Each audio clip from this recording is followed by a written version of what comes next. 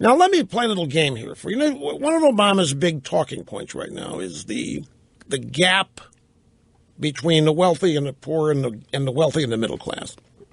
Income inequality, whatever you want to call it, Obama believes that the reason his agenda is called for here is because the distribution of wealth in this country is too concentrated in the hands of a few, and that's because capitalism doesn't work. That's what he believes. Obama thinks he can make the case that capitalism has failed because look at all of the wealth held by so comparatively few people. And those few people keep getting richer and richer, and the middle class stagnates. And Obama thinks that 6 years of his policies have nothing to do with it. It's all because of capitalism, and that's what he's out to transform us out of. If I were to ask you, what do you think is the primary reason for this gap, or this, we'll call it a gap, between the wealthy and the middle class that seems to be getting wider? Why do you think the wealth of this country is not fairly distributed? And by that, I don't mean why isn't government fair with distribution. I'm not talking about government distributing. I'm talking about a capitalist system. You've got money flowing in and out, back and forth, up and down. Why is it ending up, if you want to accept this notion, why is too much of it ending up in the hands of people who already have enough? As the Democrats would say. There is an answer to the question. And it isn't capitalism, folks. Capitalism's not to blame here.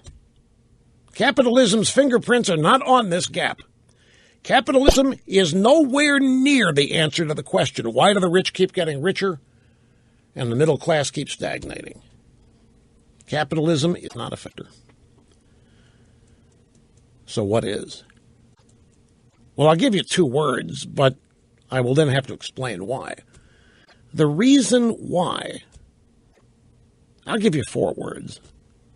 The reason why the distribution of money, wealth in this country is so skewed is because it's been intended.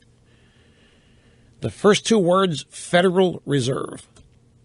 The alternate 2 words, although they go together, stock market. I will explain as the program unfolds. Don't go away. Yeah, just think about it. The Federal Reserve has been printing money. It's called quantitative easing. And where have they been putting it? They've been putting it in the stock market. It really isn't much more complicated than that, folks, in terms of the wealth gap. There are more details to it, but that's pretty much the sum total of it. In the meantime, let's collect ourselves here. Brief break at the top of the hour. Back with much more on Open Line Friday. We get back.